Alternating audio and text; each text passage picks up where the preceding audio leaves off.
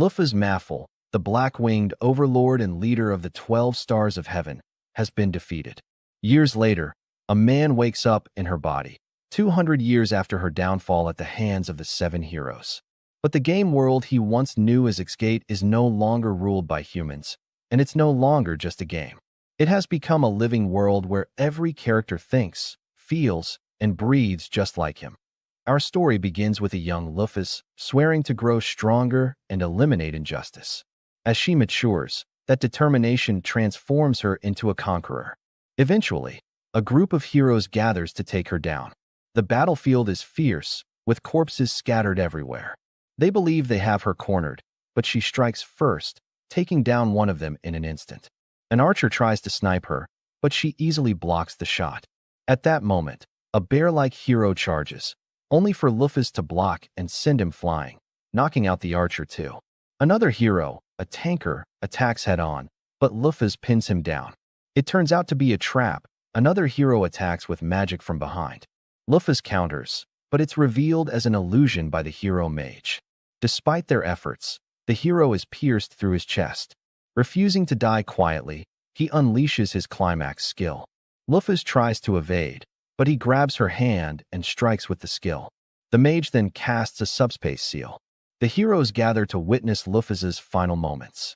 She commends their victory, expressing belief that they can now defeat the Demon King, ORM, before being sealed, resulting in her defeat. But the truth is, Lufus was originally a game character created by a shut-in loser. One day, he receives a strange notification from the game's goddess of creation, Alovenus. Thinking it's an official message because his character became a boss rivaling the Demon King, he accepts it. His screen goes black, and when he opens his eyes, he finds himself surrounded by strangers. Assuming it's a prank, he looks down, noticing breasts and confirming his male anatomy is gone. Checking his reflection, he sees Lufus's exact likeness, complete with black wings. Convinced he's dreaming like the loser he is, he decides to ask the people in front of him for clarity. But when he opens his mouth, a powerful pressure slams them to the ground. Despite only wanting to ask a question, Lufus's overlord-like speech overwhelms them. She mocks their pinned-down state as their standard posture. He tries to calm the pressure, but speaking again only intensifies it. After much begging and effort, he stops the skill point. One of the people, an elf, seems to recognize her. Lufus demands he explain the state of affairs, but he passes out from fear. When he wakes, he reveals it's been 200 years since her sealing, and the Demon King is still alive. They used Xgate to summon a hero, accidentally breaking her seal. Overjoyed at being reincarnated in his beloved game, Lufus tries to ease their fears, but they're too terrified. She reassures them she's not here to cause trouble, declaring she's no longer an overlord but a young girl eager to explore the world after 200 years. She tells them they can summon another hero if they wish, then flies off, thrilled to see what Xgate has become. From high above, the view is breathtaking. But one thing stands out, a colossal tower piercing through the clouds. She instantly knows where her first destination lies. Xgate is an online fantasy game set in Midgars, famous for its war system where players engage in PvP and winners conquer nations. Its novel system publishes characters' stories as official history. Lufus was the strongest character, conquering all of Midgars for the first time in game history, making her a semi-official character. Bored as the sole ruler, he negotiated with other players for a war between Lufus's forces and the heroes, resulting in the game's greatest battle. Ultimately, Lufus was defeated and sealed in a subspace. Now, she heads toward the Sky Tower of Maffel, her old base. Inside, the halls are empty, the throne room covered in dust. Sitting on her throne, memories of her former companions resurface. Then, out of nowhere, a flashback hits her. Two of the heroes who once fought her appear in her mind, before she can make sense of it. A young girl approaches, overjoyed, rushing to Lufus's side, claiming she's waited 200 years. Lufus doesn't recognize her. The girl, Dina, introduces herself as Lufus's loyal advisor. Lufus remembers appointing a young girl as a backdrop NPC advisor when building the tower. Confused that an NPC gained self-awareness and waited for her, Lufus apologizes for forgetting someone so loyal. She confides in Dina about her broken seal. Dina reveals the kingdom of Levitian broke it, rumored to be preparing to summon a hero. Lufis orders Dina to brief her on events since her sealing. Dina explains the 7 heroes who defeated her founded their own nations, but 4 have died of old age. Lufis wonders if the remaining heroes are players like her. Dina drops a bombshell. The 12 heavenly stars are alive. These unique, powerful monster NPCs were bestowed the title for their strength. But Dina adds that 2 of the 12 joined the demon lord to avenge Lufis. Lufis is disappointed in her subordinates for joining the demon lord, even if it was to avenge her. Lufis declares they'll journey to gather the 12 heavenly stars and investigate if the remaining heroes are players. Dina informs her that the first star they can find is Ares the Ram, who is currently at war with one of the 7 heroes, Migres and Svel. Lufis spreads her wings, ready to depart, but Dina stops her. They need preparation and, more importantly, money. After waiting 200 years, they don't have a single penny. Lufis suggests raising funds. Dina notes her appearance, especially her black wings. A curse among the heaven-winged is too recognizable. Lufis scoffs, doubting anyone would remember her after 200 years. But Dina calls her naive, pointing out Elve's long age and her face is still fresh memories. Dina suggests adventuring, as it ignores identity or background. Lufis agrees, liking the idea. They head to the bustling trade city of Idalir, with Lufis hiding her wings under a cloak. The disguise ironically draws even more attention. Inside the Adventurers Guild, nostalgia hits her. It feels like the old days. Dina recalls Lufis's past as an adventurer, and Lufis laughs it off, muttering about the good old days. They head to the quest board. Dina picks a quest to find lost cats for 200 EL, but Lufis insists fighting is their forte, not searching. Dina then selects an orc extermination quest for 1500 EL. Lufis recalls that in the game, killing orcs yields a 3% chance of dropping orc meat, which boosts max HP. They reach the village plagued by orcs. The village chief explains the situation, and Dina reassures him Lufis will handle it. At the orc den, Dina mocks their ugly faces, joking even the goddess sees them as failures and urges Lufis to wipe them out. Before attacking, Lufis checks her stats, all maxed, consistent with the game. Using alchemy, she crafts swords from the earth and takes out the guarding orcs. She feels grossed out by their corpses, but remains mentally unshaken. The commotion draws more orcs, led by their massive chief. The orcs attack, but their movements are sluggish to Lufis. Realizing she doesn't need swords, she pops their heads off with ease. The orc chief, terrified by his fallen minions, attacks the ground randomly. Despite his efforts, Lufis stands unscathed. A fire ignites on the orc's blood, and Lufis notes the vast gap in strength and perception of time. The chief tries again, but Lufis appears in his face, pats his head, and the orc felt like an ominous force was crushing him, causing his head to explode. For Lufis, it wasn't even a battle. It was nothing more than a slaughter. After slaughtering all the orcs, Dina calls upon Lufis and informs her that they got lucky this time. They found undamaged tenderloin. According to Dina, if eaten, it enhances vitality, the same as boosting HP in the old game. She explains that they were fortunate to find undamaged ones, since orcs are constantly fighting among themselves. That makes the chance of obtaining intact tenderloin only about 3%. Hearing this, Lufis improvises, saying that next time they should be more careful not to damage any. Dina smiles, promising that she'll cook it for her later, then teleports all the dead orcs to the tower for processing. Watching her work, Lufis quietly mutters that Dina is far more useful than she initially expected. Once the battlefield is cleared, Dina suggests that they free the kidnapped women being held nearby. They move quickly, and the rescue goes smoothly.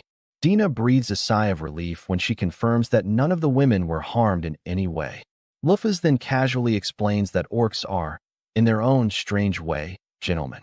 They take good care of the women they capture, hoping to win their affection rather than harm them. That revelation completely shocks Dina, who finds it hard to believe, since their faces don't exactly match their supposed personalities. But even so, the women remain terrified of them. And Lufis concludes that humans and orcs simply cannot coexist, that To makes sure they won't return. She uses alchemy once again and recreates Hrungnir's right arm, smashing the entire orc lair into dust. The ground trembles, and nothing remains but rubble. After that, Dina proposes erasing the women's memories so they won't have to live with the trauma. Surprised by Dina's skill, Lufas asks if such a thing is really necessary. Dina replies that it would be best. They shouldn't remember being kidnapped by pigs.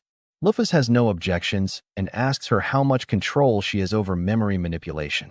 Dina answers calmly that if she feels like it, she can even implant false memories or entire personalities.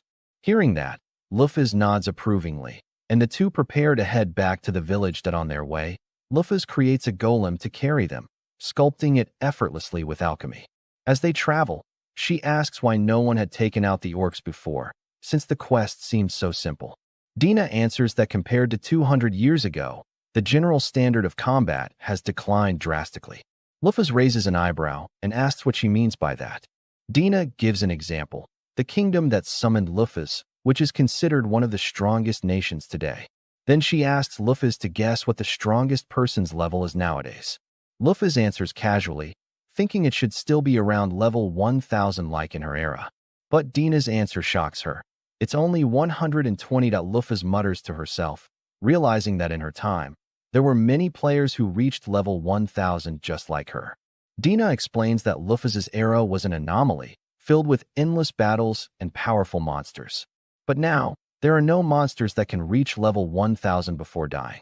And since people only have one life in this world, they've grown cautious. They don't want to risk it all just to level up. That's when Lufas finally understands the truth. This isn't a game anymore. It's reality. Back at the village, the rescued women reunite joyfully with their families. Lufas and Dina receive their reward from the grateful villagers. The village chief approaches Lufas, asking if it's truly all right to leave the golem with them. Lufas assures him that the golem will protect them if orcs ever appear again. As they prepare to leave, one of the women asks for Lufas's name. Before she can answer, Dina quickly steps in and introduces her using an alias, Svallo. Lufas, clearly annoyed, stamps on Dina's foot with her heel in silent protest. The women thank them sincerely, unaware of the small quarrel. And Lufas and Dina continue their journey. Now that they've earned enough money, they decide to begin their main quest, to find the 12 heavenly stars. Their first destination is the nation of Svel. Lufas sets her mission clearly, to stop Ares the Ram, who's been attacking Svel, and as a side objective, to verify whether other players might still exist in this world. The ones most likely to be players, she suspects, are the 7 heroes, and one of them happens to reside in Svel. As they pass through the forest, the surroundings suddenly beam with light. Dina explains that it's mana. The land around them is overflowing with it because they're getting close to Svel. Finally, they arrive at the gates of the city, founded by the wise king Migres himself. At the entrance, guards request their identification. Lufas freezes for a moment, realizing she has no ID. Before she can panic, Dina calmly takes care of it by providing one, an ID for a free trader unaffiliated with any nation. Once inside, Dina begins explaining everything about Svel. It's known as the City of Magic, founded by one of the 7 heroes, the elf Migres, who is revered as the wise king. Anyone aspiring to become a mage or scholar gathers here to study. As they walk through the city, Dina suddenly remembers that members of the heavenly winged tribe dislike mana-rich environments. But Lufas reassures her, saying that she actually finds mana pleasant. Curious, Dina then asks what their next move should be. Lufas bluntly replies that they should meet Migres directly. Dina instantly panics, fearing Lufas' plans to storm the castle. But Lufas clarifies that Ares is already causing enough chaos. They don't need to add more. Relieved, Dina suggests a quieter approach. Instead, Lufas decides they should visit the library to learn what happened in the 200 years she was sealed. Since they're unfamiliar with the area, they stop to ask for directions. A mercenary named Gantz offers to take them there. Dina introduces herself as a free trader and mischievously introduces Lufas as a suspicious person named Svallo, earning another painful heel stamp. Gantz laughs off the odd introduction, thinking Lufas must have her reasons for such an eccentric getup. As they travel, Gantz explains more about Svel. He says the city used to have a larger population, But many people moved away ever since one of the 12 heavenly stars began attacking the region. Still, he reassures them that they're safe because the lake surrounding Svel is actually a giant water golem that acts as the city's guardian deity. Curious, Luffy checks its status and is amazed by its level and HP. It's incredibly strong. For the current era, finally, Gantz leads them to a monorail station that connects to the Eastern District, where the library is located. Before leaving, he bids them farewell. As he walks away, Luffy glances at his status and sees that his level is 82. For this era, that's actually quite high, which earns her respect at the library. Luffy and Dina begin searching for records about the last 200 years. But instead of general history, Luffy finds books specifically about herself. Confused, she asks Dina why there are works describing her death as a mistake and others that criticize the seven heroes' foolishness.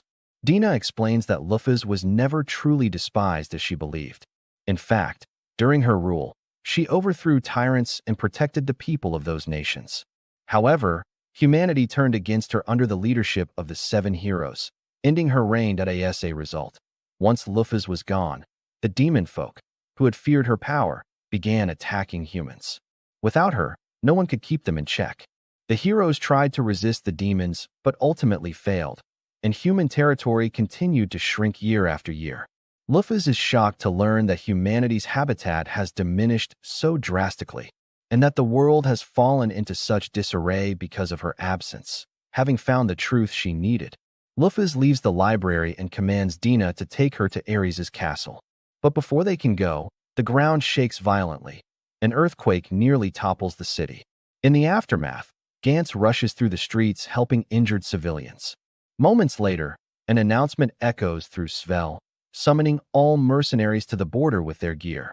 Meanwhile, Luffy asks Dina how often earthquakes occur here.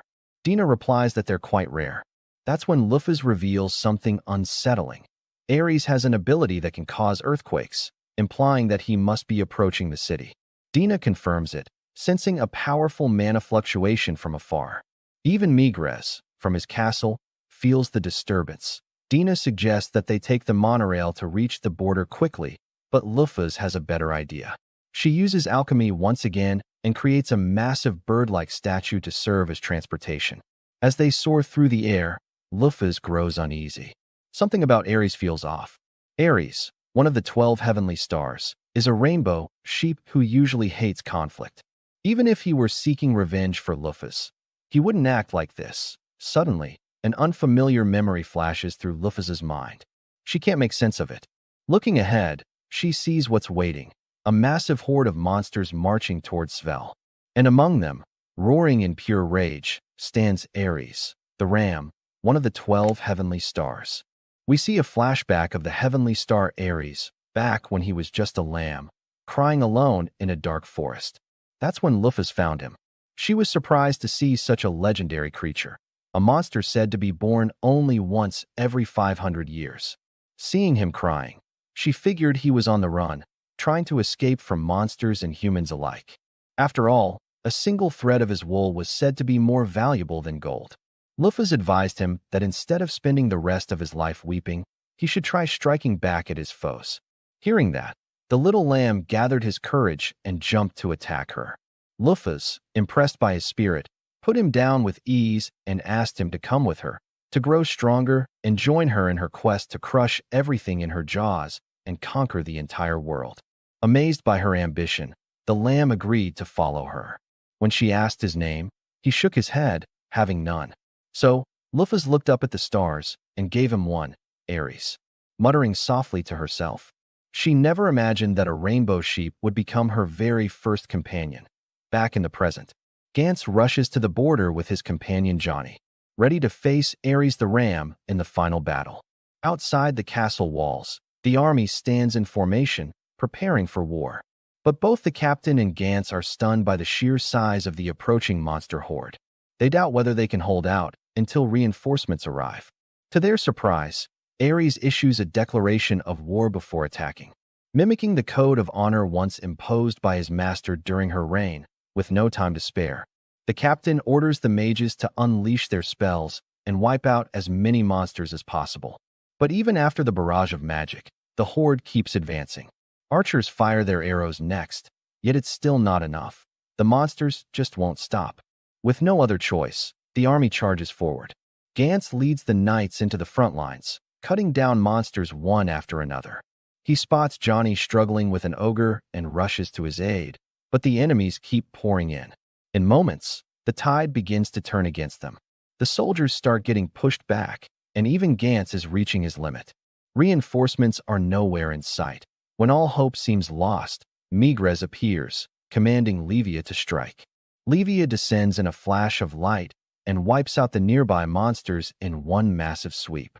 The soldiers erupt in cheers as their guardian deity, Livia, joins the fray.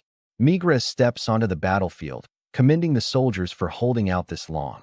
Now that he's here, he declares he and Livia will take over and protect the country.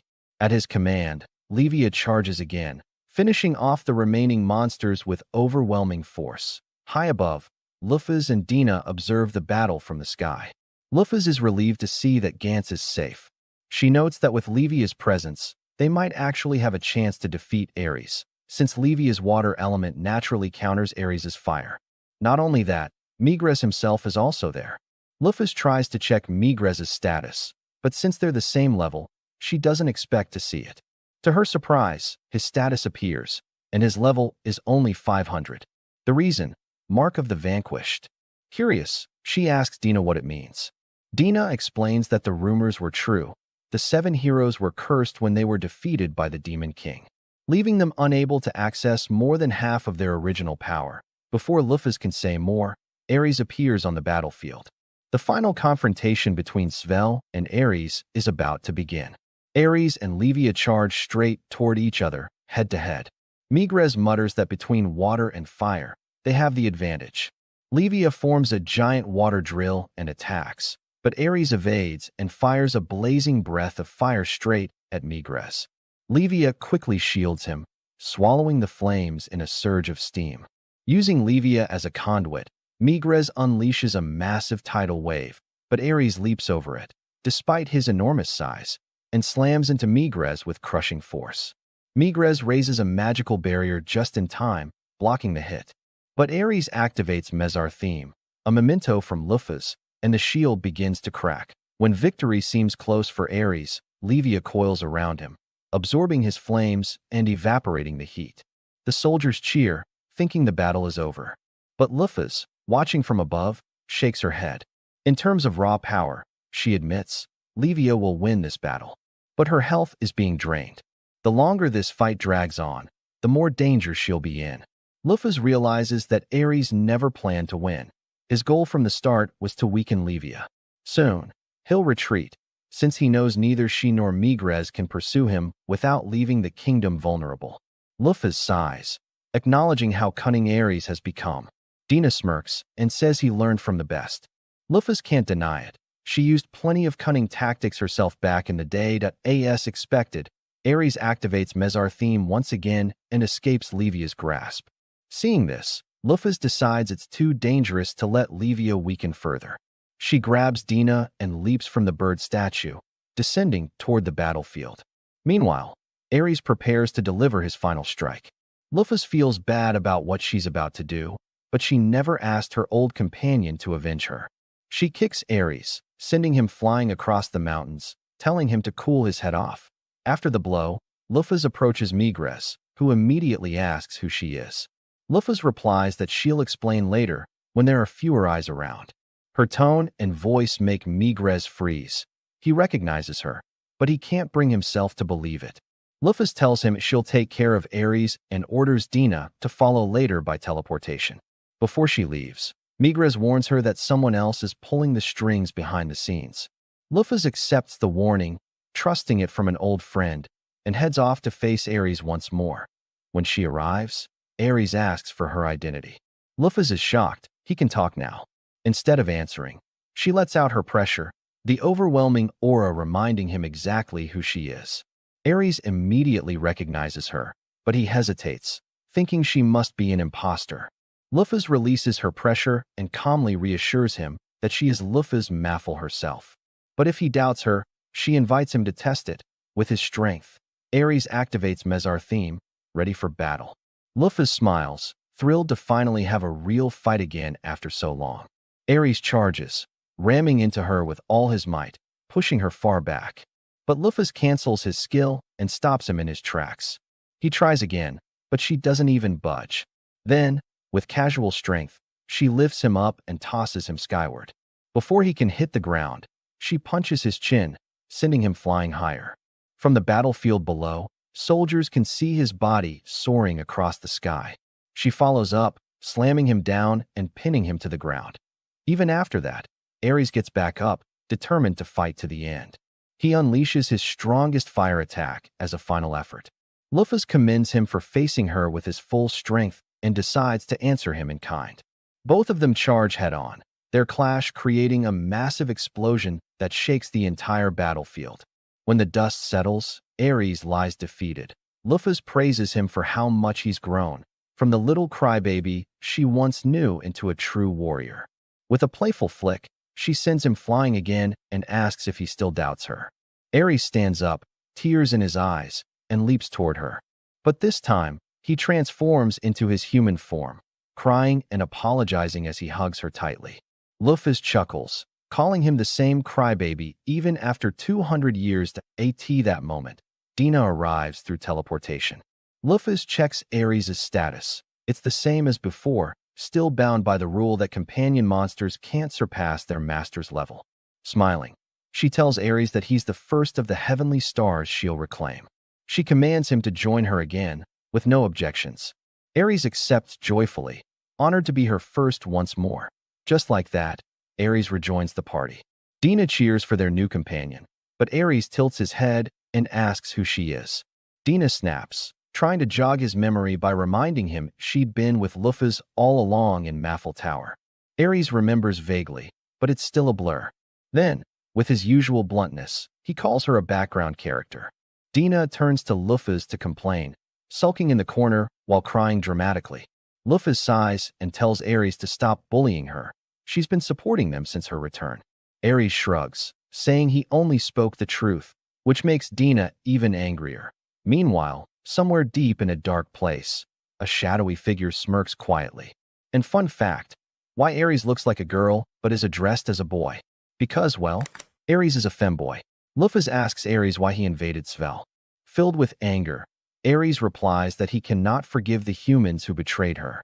After she strove to grant them a life free from devil folk, humanity squandered her efforts, trampled on her ideals, and hailed the betrayers as heroes, living carefree. Moreover, Ares owes her his life, as she once saved him when he was merely a lamb. Luphus understands that his motive stems from devotion to her. She thanks him for his loyalty, but tells him that she seeks no vengeance. Yet she recalls Migres's warning, someone may be pulling strings behind the scenes. She asks Ares who manipulated his feelings and deceived him. Meanwhile, in the Guile volcano, one of the devil folk luminaries, Mars the Fire, gathers an elite army of level 80 and above. Believing Ares has weakened Levia, he orders them to march on Svel and kill every human they find. Muttering that it was worth provoking Ares' thirst for vengeance, he preaches to the demon lord that a single opposing hero will fall, thanks to Ares. He celebrates. Something crashes down from the sky, cratering the ground and knocking out his elite monsters. When Mars checks the impact site, he sees Ares standing beside a cloaked Luphus, whom he does not recognize. Suspecting she might be a hero, Mars notes her overwhelming strength and descends to investigate. Observing his blue skin and black eyes, Luphus immediately realizes that the devil folk are the ones who manipulated Ares. Mars taunts Ares, urging him to fulfill his revenge and topple Svel for his master's sake. But Ares steps forward and admits that while he would love to take revenge for Luphus, it would only benefit the devil folk, not her. Changed and resolute, he declares that he will stop Mars instead. Grinning, Mars says he anticipated this. Though Ares once served as their trump card against Levia, drawing his dagger, Mars declares that Ares, having served his purpose, will not live after betraying the devil folk. Luphus intervenes, commanding Ares to leave it to her, since he is still injured from their earlier battle. Mars activates his secret art, Devil of Ice and Fire. Ice prison hellfire instantaneous. Phantasmal devil sword.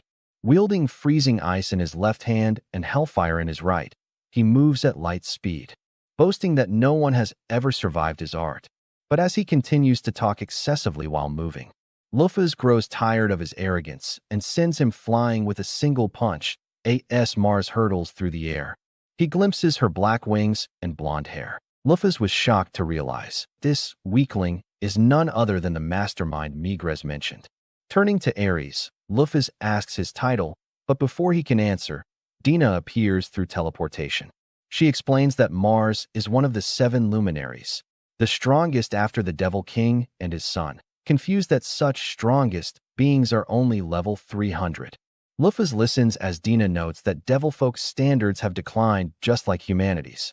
Ares then asks why she spared the monsters. Luffy replies that they were manipulated, and she has plans for them. Using her capture skill, she makes them her minions and orders them to return to their habitats and avoid unprovoked attacks. Receiving her command, the monsters disperse peacefully. Thus, the Ares Svel incident comes to an end. Returning to the kingdom, Luffy and her companions inform Migres that they have recovered Ares, defeated Luminary Mars, and commanded the monsters to retreat. Surprised that she resolved in a single day what had taken them years, Migres invites her to a private discussion. Luffy recalls Migres as a fellow player who once hunted alongside her, though she is now uncertain if he truly is one. Meanwhile, snake-like nobles storm Migres' quarters, feigning concern, yet caring only for themselves. Dina and Luffy quietly note their hypocrisy. Their worry extends not to Migres, but only to their own security. Later, Migres ashamedly explains that nobles who were meant to defend the people now only protect themselves, deliberately showing her proof of his failure. Inside his chamber, he asks Luffy to reveal her face. She does, but his reaction is unexpected, pure fear, despite seeing his supposed old friend. Realizing that he is not a player, Luffy listens as Migres asks why she returned after 200 years. Was it to mock their downfall? Calmly, Luffy explains that a hero's summoning brought her back. Yet she is confused that he remains so composed despite facing his ancient enemy. She recalls a book in the library criticizing the 7 heroes, collected by Migres himself. For years, he has carried guilt over the Devilfolk invasion that followed their victory over her. Blaming himself, Luffy sighs and tells him not to shoulder that guilt. He should be proud of defeating a powerful foe. Migres then asks if she harbors resentment for their betrayal when her dream was so close to realization. Feeling none. After all, it was once a game. Luffy instead channels what the real Luffy would say. Perhaps she lacked as a leader, and that failing sparked the uprising. She advises him to abandon self-blame and to stand tall. Proud as he was 2 centuries ago, Migres reminisces about drinking with Luffy and Alioth, when they once vowed to build a proud elven nation in a great city. Luffy had boldly declared world conquest, and Alioth laughed, promising to eat pasta through his nose if she succeeded, joking that they would never face each other in battle. Seeing the same spark in her eyes now, Migres thanks her. Luffy restores Levia's maximum HP, something Migres, weakened by time, can no longer do. Ares refuses to apologize for his earlier actions, even knowing his fault. Luffy decides it is time to depart in search of the 12 heavenly stars. Migres asks her next destination. Dina suggests the Black-Winged King's grave. Luffy is confused. It seems to refer to her own. Dina explains that her admirers built the world's largest structure 200 years ago, atop which Libra of the Scales stands guard over her entombed treasures and equipment. Migres adds that rumors describe Libra as a killing machine who eliminates anyone who approaches the top floor.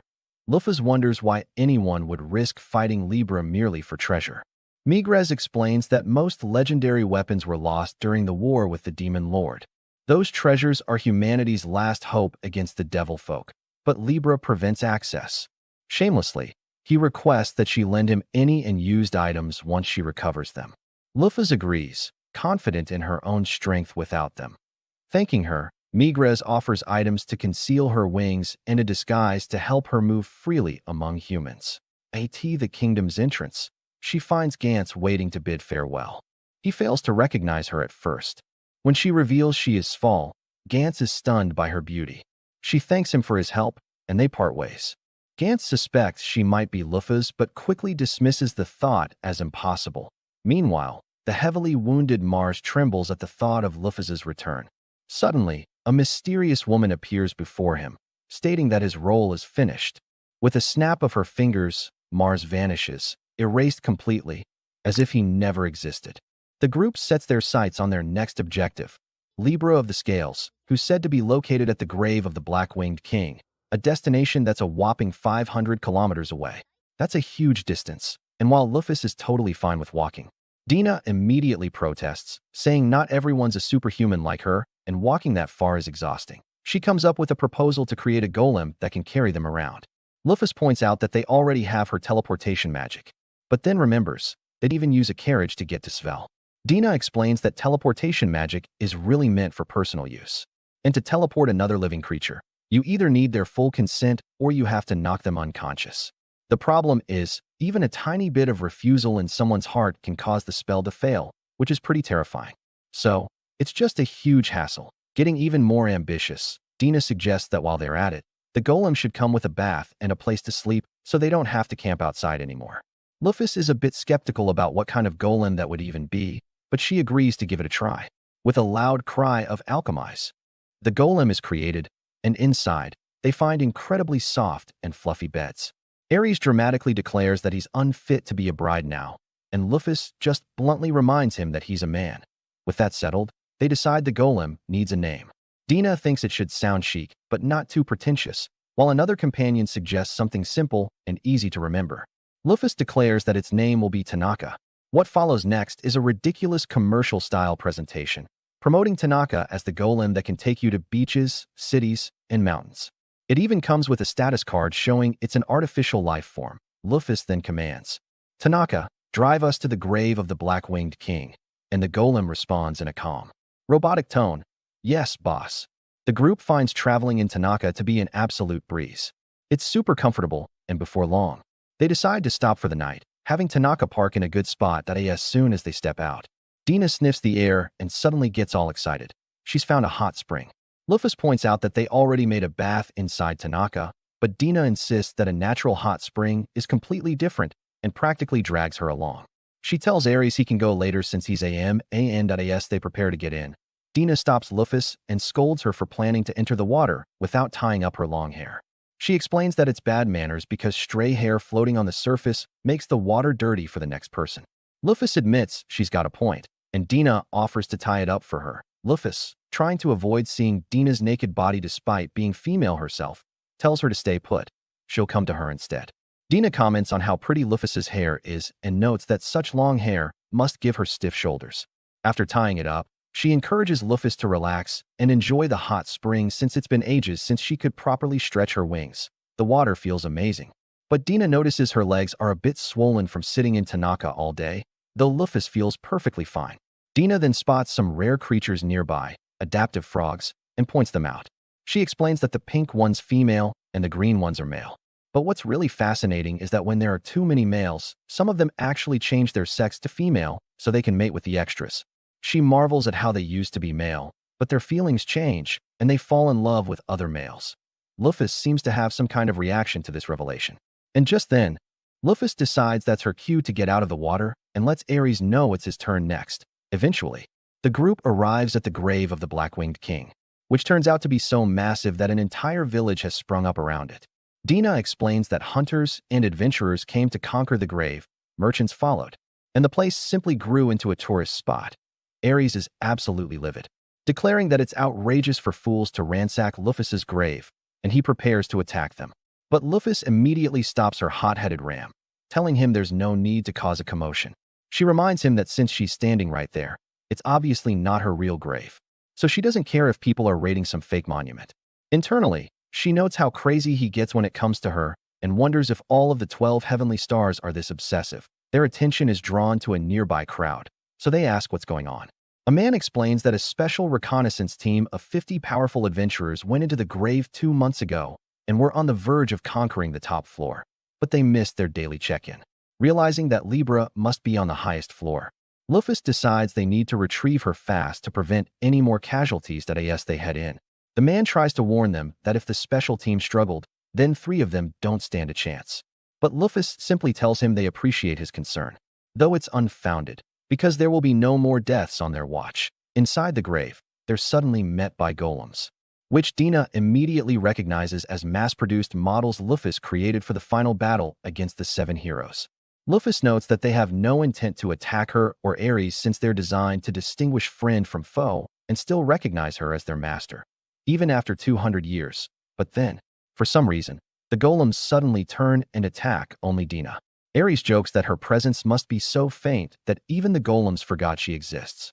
Just as Lufus prepares to step in, another group of adventurers calling themselves Hawkeye jumps in to protect Dina. Lufus watches their movements and notes that their coordination isn't bad, but their strength is way too low, and they'll be wiped out before they can defeat the golem. She orders Ares to assist them, and with a single move, Ares obliterates the golem, leaving the adventurers in total awe. One of them rushes up to Ares, calling him young lady and asking how he pulled that off. Lufus steps in and tells them to calm down, also clarifying that Ares is a man. Much to their shock, the party then introduces themselves: Jean the warrior, Richard the heavy warrior, Nick the light warrior, and Shu the archer. Lufus's group introduces themselves under a cover story as free traders and rangers. Both sides immediately notice how unbalanced the other's party is, Hawkeye being all frontliners and Lufus's group pretending to be all rangers. Jean calls them muscle heads for relying on high levels, which annoys Lufus so much she threatens to alchemize a giant boomerang and stick it in his head. Thinking Lufus's party lacks frontliners, Hawkeye offers to act as their bodyguards. To Dina's complete surprise, Lufus immediately agrees. Later, she privately tells Dina that they should use Hawkeye while they can, revealing a rather cunning streak. She plans to support them just enough to keep things believable that as they proceed deeper. The scene cuts to the top floor, where the last remnants of another adventurer team face Libra of the Scales herself. They're determined to bring back the weapons cache for the future of humanity. Libra detects their presence and warns them to leave within 10 seconds, or be eliminated. The adventurers desperately plead that they're not there to fight, but to retrieve the legacy of the Black-Winged King to save the world from the devil folk. Unfortunately, Libra's programming simply identifies them as intruders trying to steal her master's treasures, ignoring their pleas. Her countdown ends, and she declares that their actions comply with the conditions for elimination. Without hesitation, she activates her ultimate weapon, Brachium. Meanwhile, as for Hawkeye, Luff started to regret bringing them along since these guys were absolute fodder and not even smart enough to realize how weak they were. Every time they ran into a golem, they got their asses handed to them, and Luff always had to order the golems to stand down before the adventurers ended up dead. But the worst part was that they genuinely believed they were the ones who beat them. Luff worried she was giving them false confidence, but there was no point arguing. Eventually, they reached the final guardian golem, and this one was way stronger than the rest. Coming in at level 600, Lufus instantly knew the adventurers would get folded the moment they got close, so she told them to stand back while she handled it. The adventurers tried warning her it was too dangerous to fight alone, but Daimima assured them that Luff had a plan, watching as she calmly walked toward the golem. The first thing she did was ask if it recognized her. The golem's reaction made it clear that it did, but even then, it attacked. Forced to defend herself, Luff cut it clean in half with a single strike. As she turned to leave, the golem called her name and said, "Welcome home." Luff thanked it for guarding the place for the past 200 years and told it to rest. And the golem powered down for good. After that, she started heading up the stairs to confront Libra. But before she could go too far, the adventurers stopped her, insisting it was too risky to face Libra alone. They wanted to go with her, but Luff was done babysitting. She told them bluntly that they'd die almost instantly if Libra chose to attack, and none of them could argue with that. Before leaving, they asked who she really was. Luff paused for a moment, but decided not to answer, and continued up the stairs. Dina and Ares said they'd wait below since neither of them could handle Libra's brachium, meaning she'd be on her own. As she climbed, Luff wondered why she felt real sadness after taking down that golem. She couldn't shake the feeling. Maybe something was wrong with her mind, but there was no time to think about it now. Reaching the top floor, Luff found Libra waiting to intercept her. Libra ordered her to leave within 10 seconds or face elimination. Instead, Luff took off her glasses and spread her wings, revealing her true form. Seeing this, Libra stopped the countdown, struggling to process what she was seeing. She confirmed that the person in front of her looked exactly like Lufus and was a 99% genetic match, but it didn't make sense. Lufas shouldn't have survived the battle against the heroes. The contradiction caused Libra to short-circuit, and Luff tried to calm her down, telling her not to think too hard for her own sake. But Libra's system was already unstable, and when Luff stepped forward to help repair her, Libra's defense protocols activated. She activated her brachium and created a vast airspace battlefield. Luff was caught off guard at first, but quickly adjusted as Libra opened fire, dodging bullets and missiles. Luff weaved through the air, looking for an opening. Eventually, she found one and struck, interrupting Libra's attack sequence before closing in. Libra retaliated with more gunfire, but Luff used her wings to blow the bullets back. Libra switched tactics, launching a series of complex attacks, but none of them came close to breaking through.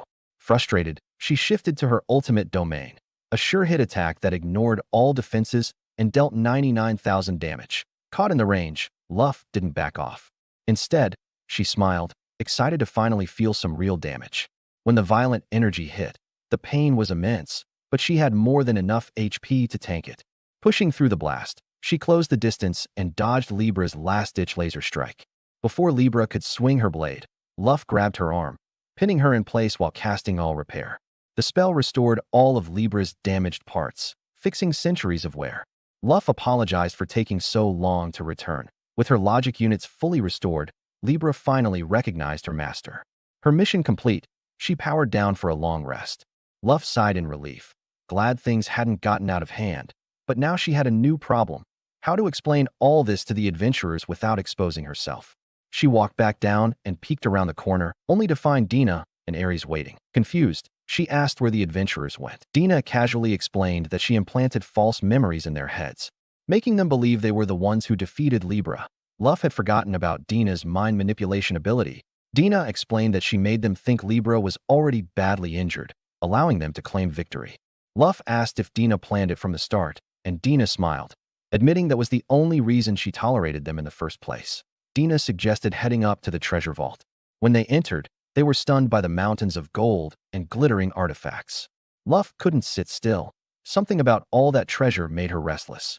Dina pointed out that Luff always loved shiny things and used to hoard gold obsessively, which explained her behavior. She told Ares to help her pick out useful items while Luff was busy getting distracted. Luff tried to argue that she could control herself, but with both hands full of gold already, her words didn't exactly convince anyone.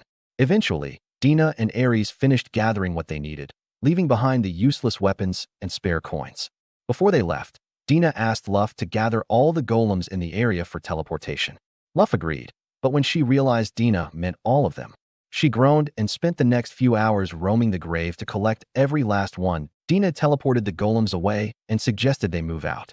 Luff asked if it was all right to leave the adventurers as they were, but Dina assured her everything was fine. Sure enough, a few minutes after they left, the adventurers woke up, fully convinced they were the ones who cleared the dungeon. Meanwhile, out in the forest, Luff and the others made it back to their RV. Before setting off again, Dina repaired Libra's clothes and placed her on a tree stump. Luff approached, giving the command to power on, and Libra slowly opened her eyes, greeting Ares and the unfamiliar woman beside him. She apologized to Lufas for all the trouble she caused. Before Luff could respond, Dina scoffed that she couldn't believe Libra didn't recognize her. Luff chuckled and introduced Dina as her advisor. Libra was shocked, saying her memory contained no record of such a person. Dina got up close to her face, trying to jog her memory, but Libra insisted they'd never met. After scanning her data, she found some damaged files that might explain it, but couldn't access them yet. So, for now, she decided to take Luff's word for it and temporarily accepted Dina's authority. Luff couldn't read Libra's expressionless face, but she trusted her loyalty. She told her they were on a journey to reclaim all 12 heavenly stars and asked if she'd like to serve her again. Libra replied that nothing would make her happier and vowed to dedicate her life to Luff's cause.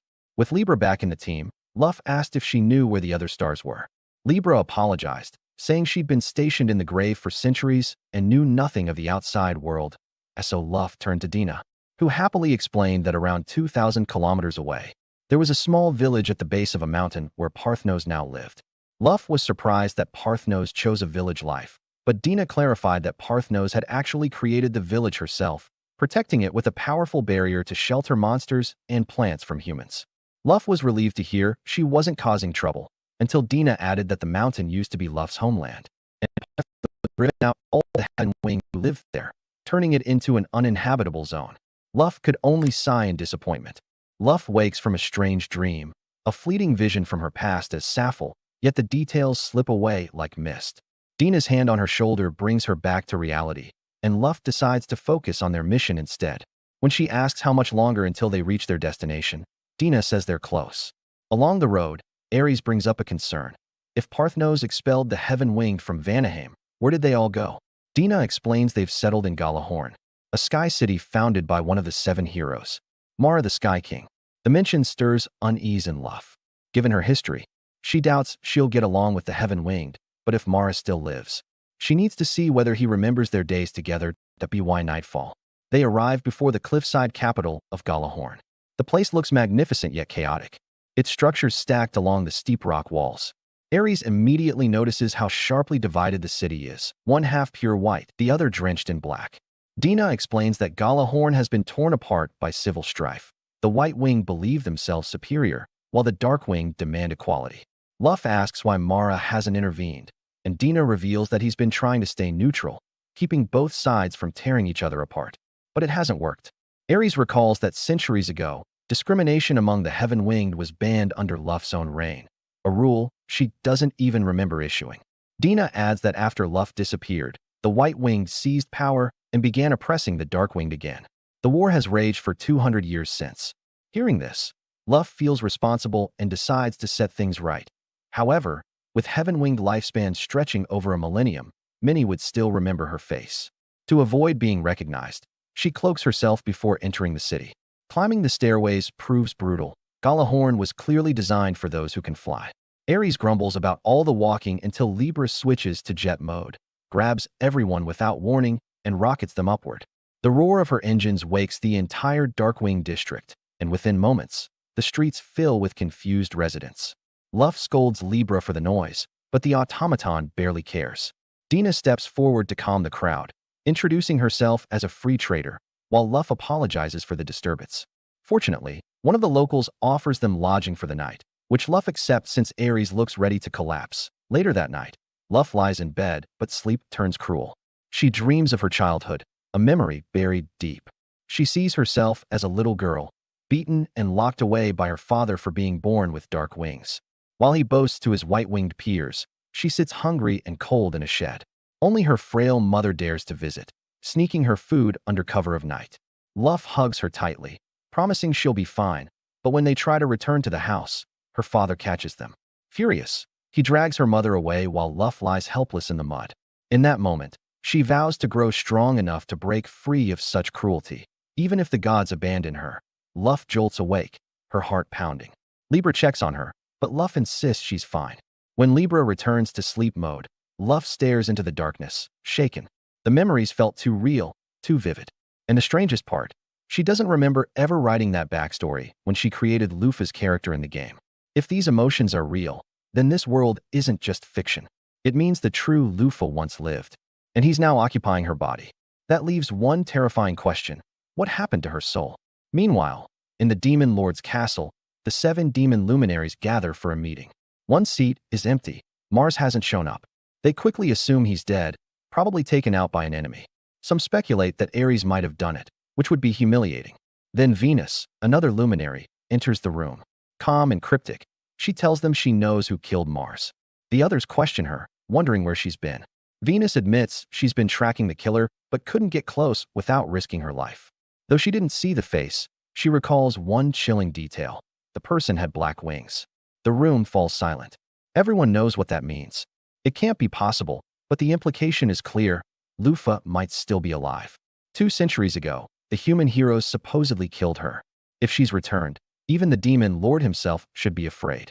Venus then reports that she saw Lufa heading toward Galahorn. The leader of the luminaries wastes no time, ordering Venus and Jupiter to go there and observe her movements closely. Morning breaks over Galahorn. Luff and her companions regroup to discuss their next step. Meeting Mara, the Sky King, won't be easy amid the chaos, so Luff decides they should first gather information. She'll investigate the Darkwing district. Dina will head to the White Wing side. Libra will conduct her own aerial surveillance, and Ares will handle his own inquiries. Before leaving, Ares warns her about one of the 12 heavenly stars, Igakuros, the goat, who once invited him to join the demon army. Luff thanks him for the warning and plans to deal with Igakuros once she's done here. As she wanders through the Darkwing side of town, Luff notices that despite the gloomy atmosphere, the people seem kind. Her attention drifts to a massive black temple dedicated to the goddess of creation. Curious, she steps inside and freezes. At the center stands a colossal statue of herself. The caretaker approaches, seeing her confusion, and assumes she's new to the city. Luff remarks that she's surprised anyone would worship such a tyrant. The man seems offended but explains that while the world may remember Lufa as a conqueror, the Darkwinged remember her as their savior. Before she came, they lived in poverty, hated for their black wings. She changed everything, conquering the Heaven-Winged and forbidding discrimination, granting the oppressed their first taste of dignity. Even after her fall, they never forgot her. Luff listens in silence, conflicted. When she brings up how Parthnos later expelled them, the caretaker nods solemnly, saying it was punishment they deserved for betraying her. He even calls it mercy that Parthnos spared their lives. When she asks what they think of their current king, Mara, the caretaker's face hardens. To him, Mara is a fool, a false hero who destroyed everything Lufa built. Elsewhere, Dina waits impatiently in the White Wing sector for a contact who never shows. High above, Libra scans the streets, checking expressions and crowds for anyone who might recognize Luff. Nothing seems unusual until she spots Dina below, waiting for someone suspiciously late. That's when Libra notices a cloaked figure approaching, a demon in disguise. She dives down and confronts him, warning him to back off. The demon drops his act and attacks, forcing Libra to activate her defense systems. At the edge of the city, Ares sits alone, watching the horizon. Knowing that Galahorn was founded by one of the heroes who betrayed Lufa fills him with disgust. He gets up to take a walk, but after a few quiet minutes, the air changes. A barrier shimmers to life around him. He's trapped. As the light fades, a shadowy figure steps forward. It's Igakuros, waiting for him, back at Merrick's castle, where he's sitting in a cramped council chamber looking absolutely drained. The Lightwing nobles have been yelling at him nonstop, insisting he should use his power to get rid of the Darkwinged once and for all. And even though Merrick originally founded Galahorn to give the Darkwinged a place where they wouldn't be looked down upon, Parthnos kicked the Light-Winged out of Vanaheim, leaving them homeless. So he reluctantly allowed them into this nation. But even though this wasn't their land, they kept demanding special treatment and persecuting the Darkwinged. Merrick has been trying every diplomatic approach he can think of, but no matter what he says, the Light-Winged refuse to coexist. And the more they pressure him, the more Merrick doubts whether he deserves to be king at all. He compares himself to Luffus, who struggled through everything to become extraordinary, while he feels like someone who had success handed to him and still can't manage the country right. Meanwhile, Luffus stands outside the Lightwing district, knowing the fastest way to resolve this crisis is to convince Merrick himself. But getting in contact with him is another problem entirely. Elsewhere in the nation, Libra is engaged in a fierce battle against Jupiter. She morphs her arm into a cannon and fires a blast straight at him. Jupiter leaps aside at the last second, dodging effortlessly. Libra switches to rapid-fire shots, but he shields himself with compressed wind and dives in for a clean slice that cuts straight through her gun. After examining his movements, Libra concludes he must be an element user who manipulates wind freely. Jupiter confirms it proudly, but says knowing his power won't help her at the same time. Engokuro is still trying to persuade Ares to join the demon army alongside him so they can wipe out the heroes. Ares refuses. He knows Ego is doing this for revenge because of what happened to Luffus, but he tells him there's no need, because Luffus has returned. The second Engokuro hears that, he freezes. It sounds impossible, but it would explain how Mars was defeated, so he believes it. Ares urges him to go back to Luffus's side and serve her again. But Ego insists he can't return yet. If he doesn't eliminate her enemies first, they'll turn on her again eventually. His plan now is to destroy Merrick's nation, wipe out the heroes, and then annihilate the demons themselves as an offering to Luffus. Ares tries talking him down, but Engokuro's too far gone and teleports away to begin his mission. Left alone, Ares ponders. He hates the heroes as much as Engokuro does. And honestly, letting the Light-Winged perish wouldn't bother him, especially since they persecuted Luffus over the color of her wings. But Luffus herself would never approve of genocide. So he decides to wait and see how the Light-Winged behave before choosing a side. Meanwhile, in the Lightwing district streets, Diana grows tired of waiting for her contact, and she spots a suspicious man heading into a dark alley and follows him. There, She overhears a group of light-winged plotting to take matters into their own hands and get rid of the dark-winged, even if they need to shed blood. They claim the dark-winged are preparing for war, information supposedly given to them by Jupiter. When asked where Jupiter is, the man admits he doesn't know. Jupiter was supposed to meet him today, but never showed up, likely because of the wingless strangers who arrived recently. After listening in, Diana realizes this nation is on the brink of civil war, probably fueled intentionally by Jupiter. She doesn't know why he skipped his meeting today, but at least she has intel to take back to Lufus. Back with Libra, she continues clashing with Jupiter.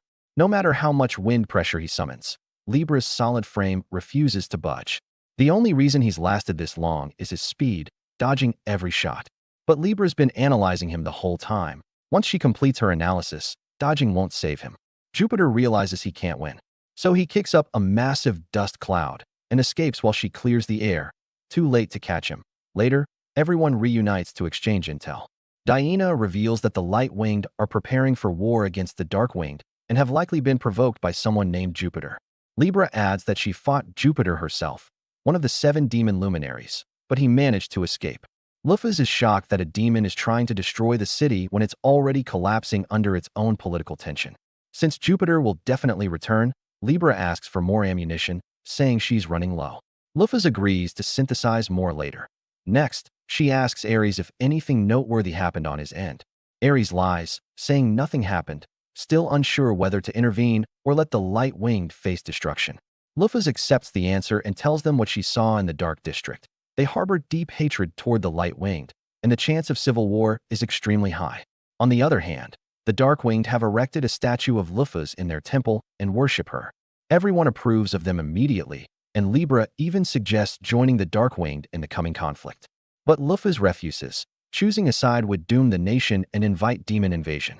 Instead, she instructs Libra to capture Jupiter alive next time, so he can be forced to testify before all the heaven-winged. Libra agrees, but asks whether killing him is forbidden. Lufus tells her keeping him alive is necessary, but her safety comes first.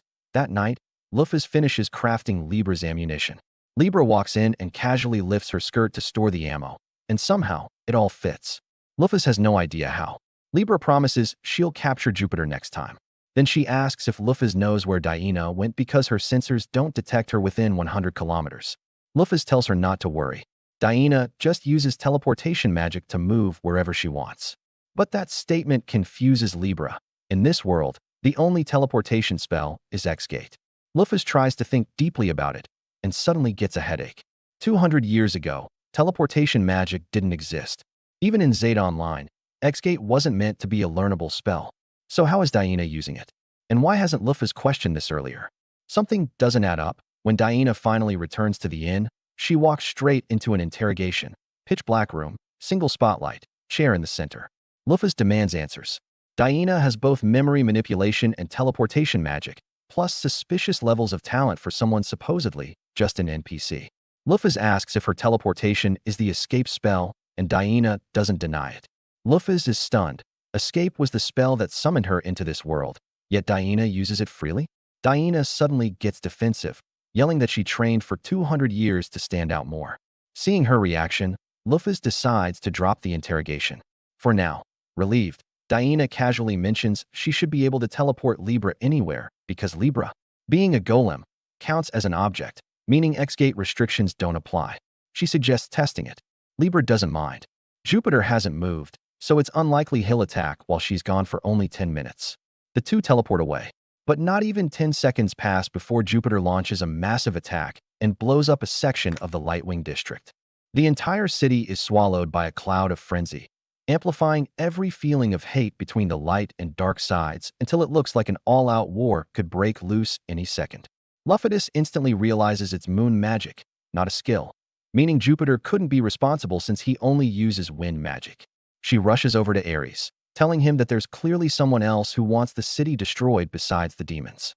When she asks if he has any idea what's going on, Ares poses a hypothetical. What if one of the 12 heavenly stars did all this out of loyalty to her? He worries she'll be furious once she learns Agakaros is behind everything. But Lufidus says that while she'll smack some sense into them, she'd also be pleased that they were acting out of devotion, misguided or not. That alone makes Ares realize what he must do to make up for hiding this from her. He decides to handle the situation himself. But Luff knows that if Icarus really is the one behind everything, Ares stands no chance and is basically throwing himself into danger. Meanwhile, at the center of the city, Agakuro is hard at work spreading negative energy, waiting for the heaven-winged to destroy each other. Buildings are already going up in flames. Jupiter watches from a rooftop. He decides to leave before Venus's 10-minute distraction runs out. But to his dismay, Libra appears right behind him. Jupiter can't understand how she returned so early when Venus promised she'd stall her for at least 10 minutes. But now his chances of escaping are almost zero. Libra has fully analyzed his attack patterns, so she tells him his odds of winning are under 1%. Jupiter refuses and bolts past her. But she's seen that trick before, shoots him in the back, and drops his reaction speed by 20%. Worse, Libra has several homing missiles ready thanks to Luff, so he can't dodge any of them. As they approach, Jupiter forms a wind barrier, but Libra predicted that, too. She punches through the barrier and sends him crashing into the ground. Even though her attack barely grazes him, the damage is massive. Knowing she can predict all his moves, he hides his presence with wind magic to silence the area around him. But Libra grabs him by the neck anyway, telling him it's pointless because she can track him no matter what. Panicking, he blasts her palms with wind magic just enough to loosen her grip and immediately runs for his life. Meanwhile, Ares finally reaches the city center and confronts Agakuro. Agakuro refuses to undo his berserk spell until the entire city crumbles, and he doubts Ares can stop him anyway. But Ares stands firm. They clash. Agakuro fires a laser, and Ares counters with a flame fist before throwing up a wall of fire to block the rest of the barrage. He knows he's at a disadvantage, but refuses to give up. When he spots an opening, he blasts straight through Agakuro's chest, only to realize it was just a clone. The real Agakuro has been above him, charging a massive spirit bomb, which he hurls directly at Ares. But at the last second, Luffus steps in and blocks the blast. She yells at Agakuro for nearly killing Ares, but he barely hears her because the moment he recognizes her, his eyes fill with tears. He's unbelievably happy to see her again. Luff had planned on punching him for the mess he caused, but seeing how worried he was changes her mind. She understands why he wanted revenge on the Heaven-Winged, but she tells him she has no intention of harming Mirak or the others. When she asks him to undo his berserk spell, Agakuro agrees instantly. She decides to overlook the trouble he caused and orders him to assist her instead of the demons. He shifts back into his human form, swears loyalty to her again, undoes the spell, and slips into her shadow. But when Luff assumes this will stop the civil war, Agakuro corrects her. His spell only amplified emotions. The hatred was already there. Even without the spell, both sides still want each other dead. Luff realizes the situation is worse than she thought. Suddenly, Dina appears, saying she has a way to prevent the war. Luff is relieved to see her, but Agakuro is confused. He doesn't recall knowing Dina, yet he vaguely remembers her being in the background 200 years ago. Meanwhile, Jupiter continues running for his life, not wanting to be caught by Dina. No matter where he hides, she keeps finding him, and he's convinced she's doing it on purpose just to terrify him. She tells him that since there are no civilians nearby, she can activate Braxium freely, so surrendering is his only real option. She gives him 10 seconds to decide. Jupiter breaks completely and surrenders. Back in the town square, the light and dark factions gather and are seconds from starting a war. Merrick arrives just in time, urging everyone to drop their weapons because fighting like this is exactly what the demons want. Luff is relieved to finally see him, until she notices one of his wings is gone. She asks Dina what happened, and Dina explains that this is part of the Demon King's curse. It sealed away half the hero's power and removed one body part, just like how Amigra lost the ability to walk. Luff feels terrible for Merrick since Heaven-Winged build their identities around flight, and he'll never fly again. Dina doubts Merrick's speech will calm anyone down, but Luff says that without him, the war would have already started. Still, he can't handle both sides alone. Libra arrives with Jupiter in tow, telling the Heaven-Winged they can punish him however they like. But that doesn't explain everything, so Dina goes down to address the crowd herself. She explains that the man before them is Jupiter, one of the Demon King's 7 luminaries. And while she knows they're all furious, she urges them to think about who benefits most from this nation's destruction. The realization sinks in.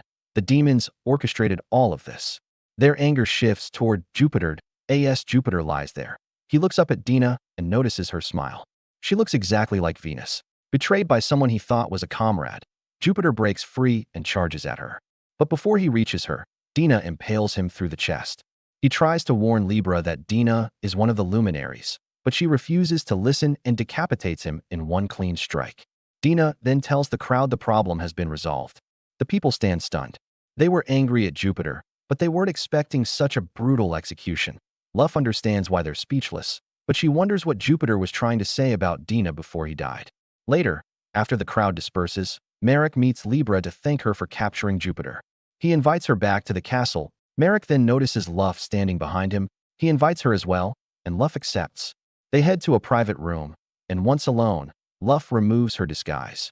Merrick is happy yet conflicted to see her. He regrets everything that happened in the past. His reaction tells Luff that he isn't a player like she'd hoped.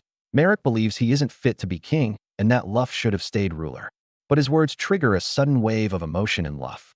Even though Soffel has no personal stake in this world, the narrative he created means Luff had no regrets about losing.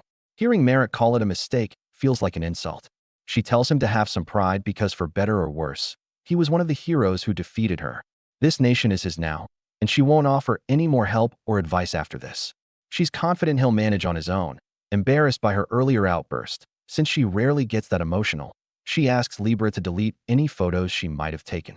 But Libra pauses, confused. She doesn't even know what a photo is. Neither do Agakuro or Ares. Luff assumes photography doesn't exist in this world, but then she remembers that when she first arrived, she mentioned photos, and Dina responded normally, meaning Dina knew exactly what she meant. That implies Dina has been hiding something all along. So Luff asks Dina for a private conversation, and Dina smiles, a slow, unsettling, creepy smile. Luff gets right to the point, asking Dina who she really is, because there's no way she's the advisor she claims to be. Dina admits she lied about her identity, pointing out that it should have been obvious from the start. When Luff first returned to the tower and met her, the place hadn't been cleaned in over 200 years. If Dina had truly been a loyal advisor waiting for her master's return, she would have kept the tower in better shape. Luff also knows Dina can't be one of her former subjects, because Libra would have recognized her immediately. Dina confirms she's neither Luff's advisor nor her subordinate. She simply knew Lufas had an NPC with that design in her tower and used that identity to get close to her. The term NPC catches Luff off guard, making her suspect that Dina must be a player just like her. But if that's true, then why did everyone claim they recognized her? Luff suddenly recalls Dina mentioning her ability to implant or alter memories. That would explain everything, and Dina confirms it. She implanted memories in Ares when she first met him, and Ego had been working with demons long enough for her to alter his memory at the demon castle. But Libra was different. Memory manipulation doesn't work on golems since they don't have memories to rewrite, only records. So Dina got lucky that some of those records were damaged, allowing her to slip through. Given all this, Luff worries that Dina might have tampered with her memories as well. But Dina calmly says she couldn't. Luff's will was too strong, and implanting false memories would have required a full year of non-stop concentration, something impossible under their circumstances. So the best she could manage was to take up the advisor role and subtly nudge Luff's thoughts enough to keep her from questioning things too much. But she never expected that Lufas would be a player, which threw her whole strategy off. Dina then clarifies something else. She isn't a normal player. She was a beta tester. The developers hired her to test the new half-elf race introduced in an update, and as part of her permissions, she was allowed to view all character data, which is how she knew Luff placed an NPC in her tower. Luff calls it a complete breach of privacy, but sets that aside when she remembers something else. Dina manipulated Agakaro's memory while he was in the demon castle, meaning she could freely come and go from there. Dina confirms it and finally drops her facade. Her real identity is Venus of the Seven Luminaries. She had planned to keep playing the advisor until Lufas and the demons destroyed one another, but now that she's been exposed, she intends to crush Lufas and turn her into a pawn. Luff challenges her, pointing out her weak-looking level of 300, but Venus laughs and reveals that her status screen is fake. In reality, she is level 1000, equal to Luff in strength. She rises into the air, erects a barrier to block outside interference, and launches the first attack with a massive laser aimed straight at Luff. Luff blocks the blast without a scratch. So Venus escalates and rips off Gilgamesh's noble phantasm, firing hundreds of blades at her. At first, Luff looks worried, but the DPS turns out to be low, letting her blow the blades away before creating her own to counter. Venus opens a portal and reflects the blades right back at her, forcing Luff to fly upward to avoid them. Luff then tries to rush Venus midair, but Venus teleports away again. She casts a water spell that summons vines from the ground to ensnare Luff. But Luff wipes them out with a thunderous axe kick before flying toward Venus again. Venus claims it's pointless since she can teleport endlessly, but Luff has already read her patterns. When Venus emerges from her next portal, Luff is there waiting. Venus dodges the punch and immediately retaliates, landing a direct hit, but Luff doesn't budge. As she explains, a backline mage's melee stats can't break her defenses. Luff excels at physical combat, and she proves it by open palm striking Venus and sending her crashing into the ground. She urges Dina to give up because she doesn't stand a chance. While it's technically possible for a backline mage to fight on the front lines, it requires special preparations. Dina never made any, which tells Luff everything she needs to know. Yes, Dina was a beta tester, but she only ever tested balance and never played deeply. She could reach max level for testing purposes, but she never became a hardcore player. In other words, Dina lacks real combat experience, while Luff is a sweat lord of the highest order. Even so, Luff asks her to stop because there's no point in continuing. Dina asks if Luff really intends to forgive her despite all the deception. And while Luff acknowledges the lies, she also recognizes that Dina's been genuinely helpful during their journey. Still, she wants to know why Dina chose such a roundabout method in the first place if her goal was to destroy the demons. Dina stays quiet for a moment. When she finally speaks, she insists she hasn't lost yet. She still has one final technique. She will only admit defeat if Luff survives this next attack. Dina then rips off Pain's signature move and summons a colossal meteor aimed straight at Luff. She teleports outside the impact zone, leaving Luff to face it alone. Luff could easily fly away, but doing so would let the meteor obliterate Galahorn. So she has no choice but to meet it head-on. She flies upward without fear, activates Iron Kick, and reinforces it with Weak Point Strike before unleashing everything she has. The meteor disintegrates instantly, appearing from below like a brilliant firework display. With the danger gone, Luff approaches Dina again and asks if she wants to continue. Dina finally admits defeat. If her strongest spell can't harm Luff, then she truly can't win. Luff asks if she's ready to explain everything, and Dina agrees. She begins by recounting her past. She was a beta tester who arrived in this world shortly after Luphas was sealed. She found herself placed into the character she used to play, and back then, many strong individuals still existed. Plenty were over level 500, though level 1000 players were rare. But as she explored, she realized something unsettling. All data about players who hadn't appeared in the official novels was gone. That's when she realized this world wasn't the game itself, but the world of the novels based on the game. Luff is shocked because she never considered that possibility. The game had a system where players' actions were written into canonical stories, but only a small fraction of players ever appeared in them. Most players didn't want to be included, and the number of authors was limited. If this world truly follows the novels, then Luff wonders why a beta tester like Dina exists here at all. Dina explained she investigated thoroughly, but found no one else like her. All her friends' characters had always been part of this world, so she assumed she was the only player brought here. Luff suggests others might have been around without her noticing, but Dina says it's likely too late. Most of the players from that era are long dead. And besides, if all high-level game players had appeared in this world, the demons wouldn't have driven humanity so far back, feeling utterly isolated and in a world on the brink of ruin. Dina wasn't strong enough to defeat the Demon King alone, so she infiltrated the demon upper ranks to slow their advance from within. When Luff returned, she intended to manipulate her into confronting the Demon King directly so the threat could be eliminated once and for all. It all sounds reasonable, yet something about her story feels off to Luff, though she can't pinpoint exactly what. Dina asks if Luff has any more questions, but Luff only wants to know whether Dina is her enemy. Dina assures her she isn't, though she won't blame Luff for interpreting the deception as hostility. To her surprise, Luff actually asks her to return as her advisor. Dina can't believe it after everything she's done, but Luff doesn't mind. Dina helped her tremendously, and having a subordinate with secret schemes sounds like fun, so she's welcome to come back. Overwhelmed, Dina asks if Luff is really a player, because her response sounds too in character. Luff laughs, admitting her player memories and character memories have blended to the point where she acts in character naturally. But the real reason she wants Dina by her side is simple. She's relieved to have found someone in the same situation. Yes, Dina tried to manipulate her, but Luff was going to confront the Demon King anyway. Nothing really changes. Moved by Luff's acceptance, Dina agrees to serve faithfully until the Demon King falls. Just then, Luff's subordinates arrive, alarmed by the meteor they witnessed. They ask what happened, and Luff simply says she was attacked by a mysterious force. They don't question it. So she changes the topic and tells them to prepare to leave for Parthnos. She then asks Agakaros for updates on the other heavenly stars. He reports that Scorpius is also working with the demons, and Lion is currently waging war with the vampire princess Bennett Nash before they move on. She mentions one last rumor. The kingdom has successfully summoned a hero. In the castle of Levitine, the royal magicians complete their ritual, and in the center of the circle, a normal-looking high school boy appears. The perfect image of a typical summoned anime protagonist. That wraps up today's recap. What do you think about this episode? Drop your thought in the comment. And if you liked this recap, don't forget to like, subscribe, and turn on the notifications so you never miss the next one.